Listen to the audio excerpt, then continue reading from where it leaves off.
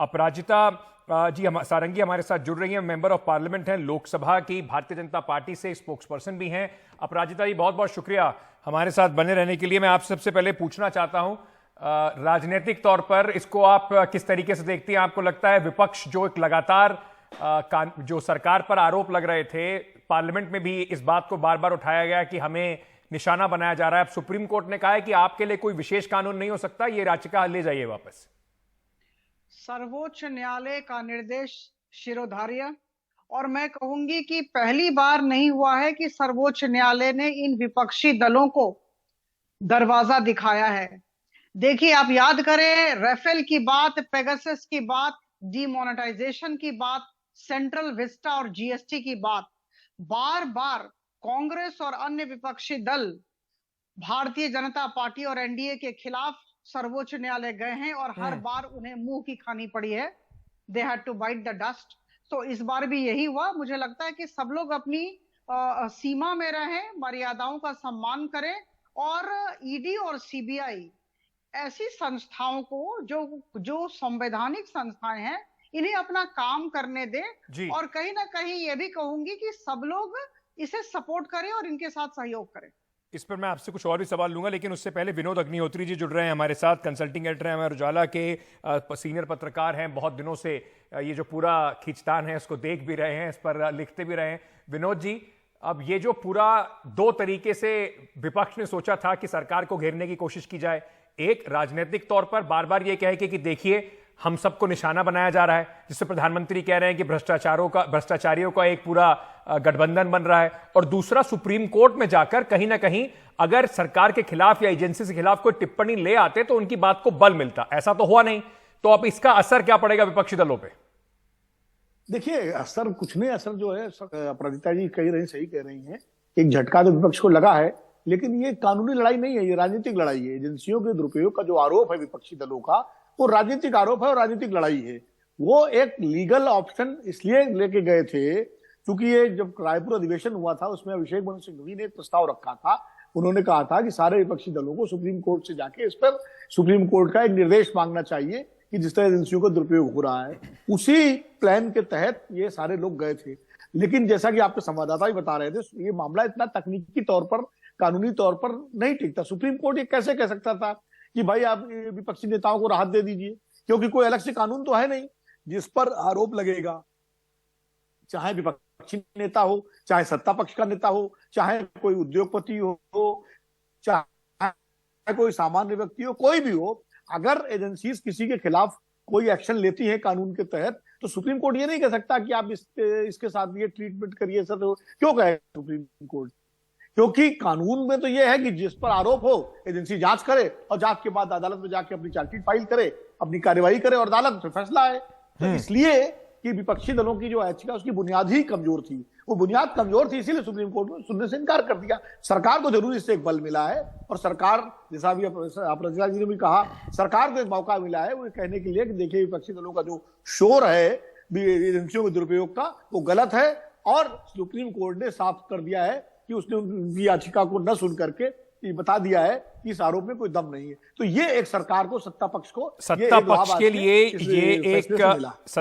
के लिए अब इसका इस्तेमाल, जैसे अब विनोद जी भी कह रहे हैं, बार बार जब भी ये आर्ग्यूमेंट किया जाएगा कि देखिए हमारे साथ गलत हो रहा है, तो कहेंगे जब कोर्ट ने भी आपकी बात नहीं सुनी तो हम क्यों आपकी इस बात को यकीन किया जाए। और इसका राजनीतिक जो है लड़ाई जो है उसमें भी कहीं ना कहीं अगर आप देखेंगे तो शायद थोड़ा विपक्ष को जो है उसकी जो आर्ग्यूमेंट है वो कमजोर होगी। लेकिन अपराजिता जी, अपनी अगली खबर पार्लियामेंट पे जाने से पहले मैं एक सवाल आपसे और लेना चाहूंगा। जो ईडी सीबीआई की अब बात हो रही है, प्रधानमंत्री जी अभी सीबीआई के 60 वर्ष पूरे होने के कार्यक्रम में भी गए थे, सिल्वर जुबली कार्यक्रम में, और वहां पर उन्होंने कहा कि एजेंसी जो है उस पर आरोप लगेंगे क्योंकि आप बहुत पावरफुल लोगों के पीछे जा रहे हैं। लेकिन प्रधानमंत्री जी जब मुख्यमंत्री थे 2013 में, तब उन्होंने भी कुछ इस तरह की बातें सीबीआई के बारे में कही थी कि इसका इस्तेमाल जो है वो कांग्रेस पार्टी कर रही है। कांग्रेस ब्यूरो ऑफ इन्वेस्टिगेशन के नाम से उन्होंने उसको संबोधित भी किया था, कई उनके ऐसे बयान भी हैं। तो जब आप विपक्ष में थे तो आपको भी सीबीआई का डर सताता था, अब सत्ता पक्ष, आप सत्ता में हैं, विपक्ष को सीबीआई का डर आप दिखा रहे हैं। छोड़ो कल की बातें, कल की बात पुरानी, नया दौर है, लिखेंगे हम फिर से नई कहानी। आदरणीय प्रधानमंत्री जी ने इस देश का कार्यभार 26 मई 2014 को संभाला है, और उन्होंने कहा था कि हम न खाएंगे न खाने देंगे। तो भ्रष्टाचार का उन्मूलन हमारा लक्ष्य है। और आपने अभी अभी कहा, मैं पुनरावृत्ति करूंगी कि सीबीआई के कॉन्फ्रेंस में प्रधानमंत्री जी ने बहुत साफ कहा कि सशक्त होकर हमें उन लोगों के खिलाफ खड़े होना है जो किसी भी तरह का अपराध कर रहे हैं। तो मुझे लगता है कि इस दिशा में सरकार अपना कार्य कर रही है। और मैं कह दूं, जहां तक ईडी का सवाल है, मैं एक छोटा सा तथ्य जो श्री पंकज चौधरी जी ने, जो एमओएस है फाइनेंस के, उन्होंने लोकसभा में दिया था, मैं आपके समक्ष रखना चाहती हूं।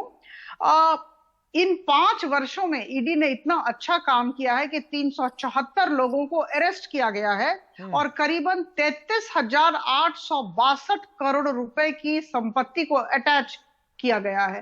तो मुझे लगता है कि जब ईडी और सीबीआई जैसी संस्थाएं सक्रिय हो जाती है तो यह देश के लिए शुभ लक्षण है। ठीक है, क्योंकि डिबेट पार्लियामेंट ना चलने पर है और कांग्रेस के जो प्रवक्ता हैं हम उनका इंतजार कर रहे हैं, अभी तक कुछ तकनीकी खराबी है, वो जुड़ नहीं पा रही हैं।